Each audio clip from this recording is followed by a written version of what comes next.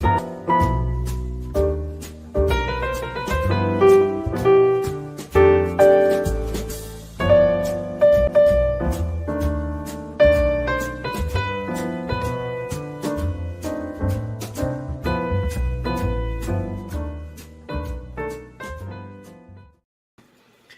traders, welcome to Charts and Coffee. Happy Friday, everybody.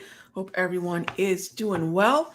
All right, so we are wrapping up a week where the world was supposed to end. It was clearly greatly exaggerated, but we're not out of the woods yet. So let's take a look at the broader averages as we take a peek at what's going on today. This is the Dow here, daily time frame. We're taking a look at what's going on with the sell-off, as you can see. Now, this was not only the yen strength, Bank of Japan rate hike, but this was also a lot of that non-farm payroll miss. And we can see the choppiness that we've had here. By the way, one thing that we've really shored up this week in terms of the way in which the overall news has been affecting the market price action is we're not seeing that bad news is bullish. For a long, long time, as we were anticipating the Federal Reserve would get to cutting those rates, the idea was the worst the data was around inflation, the worst the data was around especially jobs, that we would see the Fed fund futures price in the rate cut. And that's just not what we've seen. So ultimately, the overall expectation now is going forward, we need good data because we are fully anticipating a rate cut from the Federal Reserve on September 18. And I'm sure when the Jackson Hole Symposium kicks off on the 22nd, we'll start to get a lot more detail, reiteration of those expectations being priced in. But this is still a pretty heavy marketplace in terms of the sell-off. What we have done is begun to stabilize. Now, the next part of this is where have we stabilized? And I talk a lot about that daily anchored VWAP. And the daily anchored VWAP, the value of that is not just a price level. This isn't just a price-based support or resistance level. It's a volume-based price level. And while we're capable of piercing it, even closing slightly below it, the battle is going to occur right around there. So I'm not immediately bullish above it. I'm not immediately bearish below it, but that's where the battle will occur.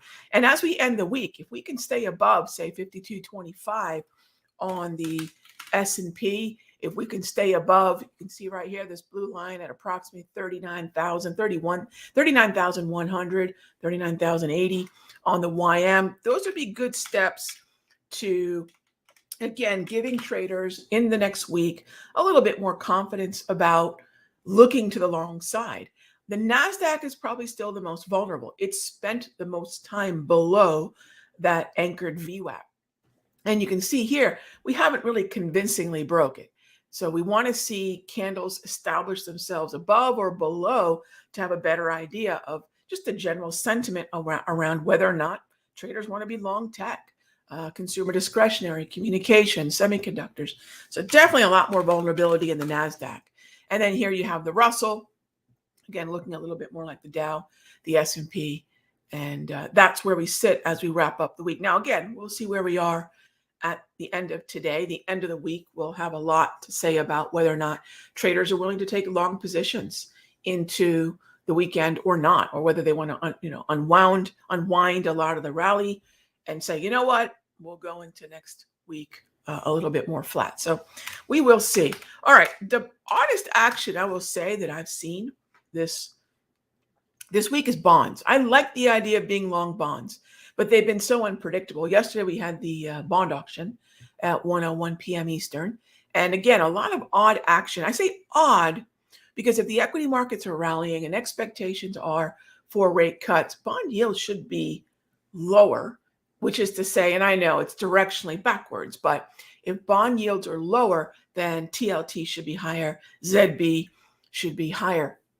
And we're just now seeing a little bit of recovery from the daily price movement range into today. But I'm pretty content leaving bonds alone, especially since the clarity in gold has been a little bit more in line with what's happening with inflation And this is where GDX and gold and a position that we have in the Sector Secrets Mastery, Newmont Mining, continue to be where I want to focus. I would love to be in bonds, but I don't mind to wait, right? Wait for the pitch, and not just wait for the pitch. Wait for the pitch in the spot where we know there's a higher probability around the follow through that we're looking for. That's where gold probably edges out bonds, and Newmont Mining is the number one weighted stock in the gold miners. All right, so let's see. As far as the NASDAQ, Dugan, my take on NQ is no different than my take on MNQ. So if we're taking a look at the NASDAQ, I'll always start with the futures contract. And, we've been talking a lot about the futures contract, whether that's ES, NQ, YM, RTY, then mapping to really two other things mostly. One is the micro, like you mentioned there, and two is the ETF alternative. So if you look at NQ, think of all the different ways you could trade this. There's MNQ, like you mentioned. There's QQQ, the ETF. And there's, of course, the NQ itself, if you're comfortable with the risk associated with the dollar per point value of a highly leveraged NASDAQ product. How do we trade the NASDAQ 100? And there's also NDX. So there's a lot of different versions.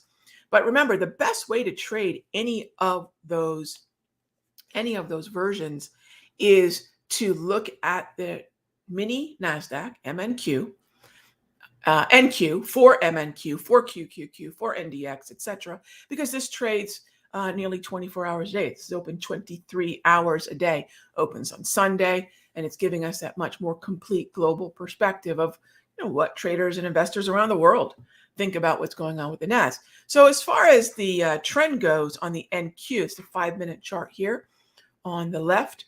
It's in a downtrend right now. In fact, NASDAQ's in a downtrend to start off the morning. S&P's in a downtrend to start off the morning, as is the Dow. So all I have right now is a bearish pre-market. That doesn't mean that we'll necessarily be getting short. It just means bearish pre-market. Right now, if you were trading this now, which you certainly could, right? This is the only gap in the time that's this particular symbols available to trade is between 5 and 6 p.m. Eastern.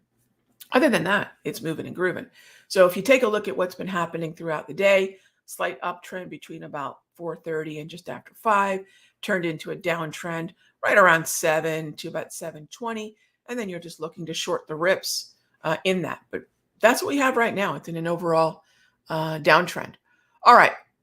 So then the next question is, thanks for the question, Dugan. So do I think GDX will have good earnings?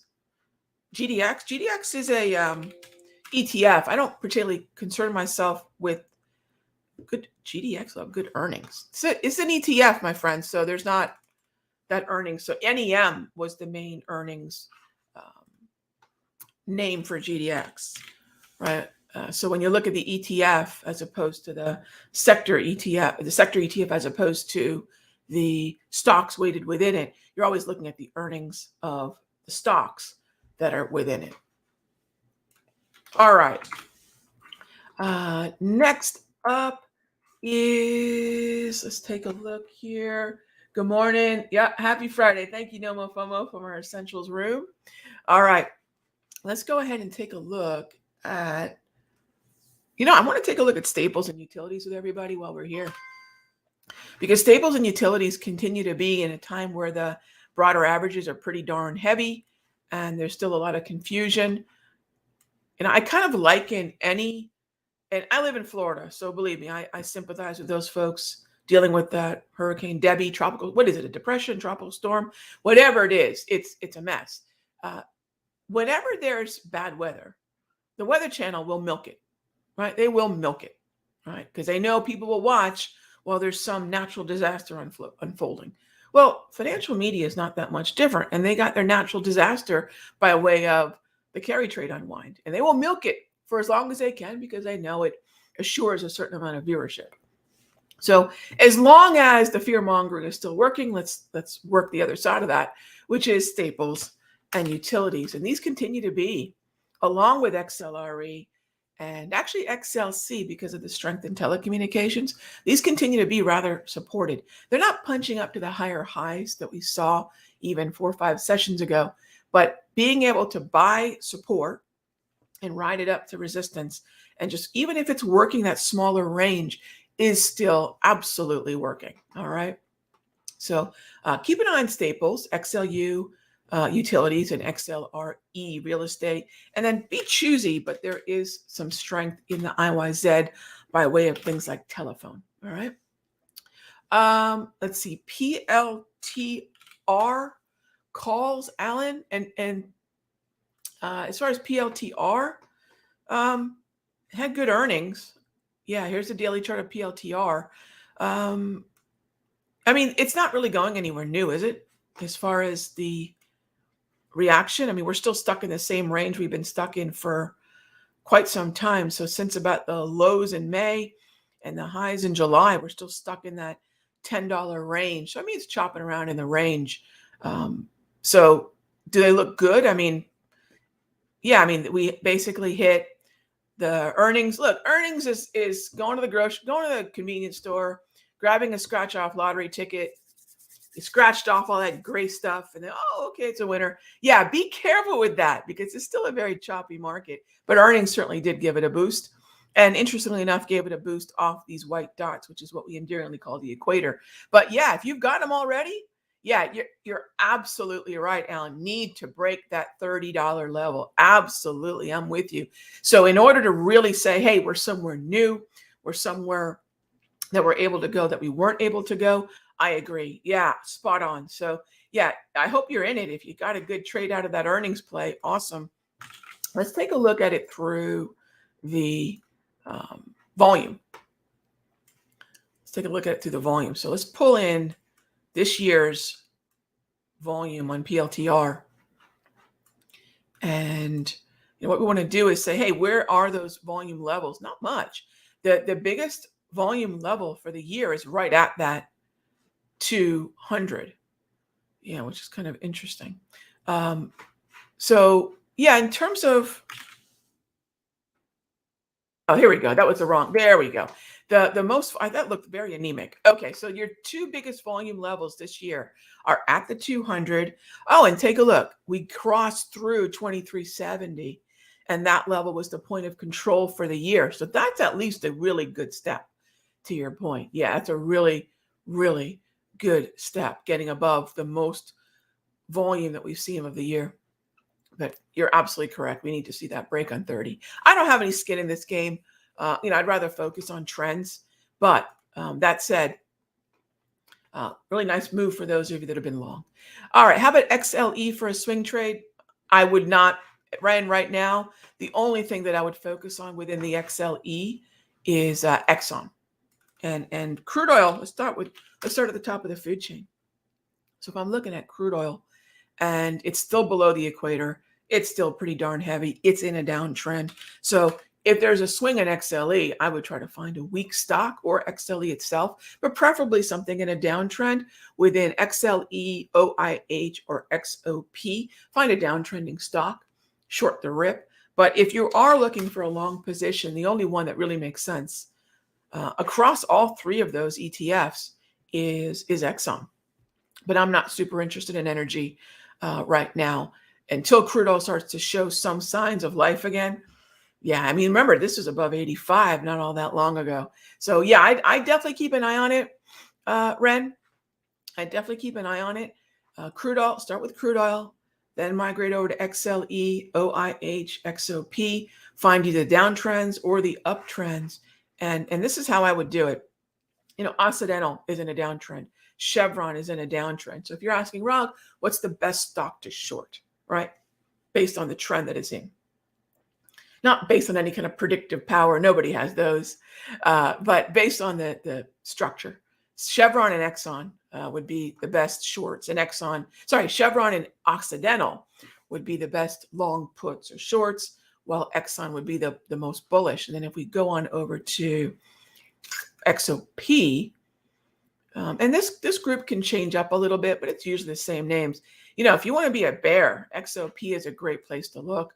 It does not benefit from crude diving back below 80. And here's your oil services and your best bet for follow through to the downside. Not a lot, although Schlumberger and Halliburton are very heavy. And then WHD, go figure. It's on its own journey, kind of like Exxon. So it depends on which way you want to trade what's happening in oil. But obviously, the long positions have to work so much harder to overcome the weakness in the sectors and overcome the weakness in the commodity itself. All right. What are my thoughts on SOFI after earnings? None. None, my friend. I usually don't play names like this, but here's what I would say. If I look at SOFI, what I want to do is remember that anything under $10 is a volume game. You need to find where the volume is. So probably your most important level right now is going to be about $6.50, followed by about $7.39. That's your volume ledge. That's your point of control. We've got a pretty reasonable range between $6.20 and about $8. So you're stuck in that range for now, but you're in the bearish hemisphere. So nothing here that's really wowing me, but if you're looking to build a long position, say, Ron, it's a $6 stock. How much lower could it go? I mean, zero is obviously something we want to keep in mind. Not that I'm saying it's going to zero, but it is so close to support by way of just being such a cheap name. So if you're looking at a zone of support for a long position, again, I have no intention of doing this, but I'll throw the levels out there. I would build that position somewhere between 620 and 640, and then see if it can't revisit 8. And then if it can take out, say, 820, you've got a good shot at good chance at, say, 940, and it would just climb the stairs from there. But keep an eye on those volume levels. All right. Let's see what else we have here. ITB. Yeah, I do like ITB names, John. Anytime we have expectation for lower rates, we're going to see the home construction, home builders in an uptrend. So when you take a look at the names within it, ITB itself, not so much, but DHI, Lennar, Sherwin, Lowe's, Masco, I'd say would be very, very good for that. I would leave financials alone. Thanks for the question, John. Yeah. As far as financials go, here we go. I would leave financials alone. It's been a dumpster fire. And look, as long as the Dow is heavy, most of these are going to be pretty darn heavy. Berkshire Hathaway is doing pretty darn well. Chubb is doing pretty darn well. But I'm leaving financials alone. Yeah, I'm leaving financials alone. All right, next up is TDD. Okay. Stefo is asking about TDD. You know, it's been climbing the Darvis pretty well. Keep an eye on 25.25 for a buy on some support. That might be a pretty good way to go. Yeah, I'd keep an eye on that. And if you're looking at SoFi long term, again, long term means it's a very subjective thing. For me, let's define what long term is. Long term to me would be going out minimum of 6 months. And no, SoFi would not be. Because if you look on the weekly chart, which is what I would look at to define what a long-term hold may be, SoFi is a downtrend on the weekly. So that's a big cup of nope there. Yeah. All right. So that's, and I'll show you right here what I'm talking about, my friend, so you can see it. So on the weekly chart of SOFI, and thank you for letting me know it's a long-term. No, but by the way, I would stick with what I mentioned before on the daily. That would be a pretty long-term, maybe a few months follow through. But on the weekly, no, I can't justify giving it that kind of time horizon beyond, say, a month or two. We're building positions long-term in things like financials at the moment, XLF. We did that this week. So those are kinds of the kind of things that I would say find something that's fairly healthy, or at least in the bullish hemisphere on the weekly, and then, give it that 6-month time horizon. All right, gang, thanks as always for being here for Charts and Coffee. I'll see you all on Sunday for Top Tier Outlook at 6 p.m. Eastern. Have a great weekend, gang. Be good to each other.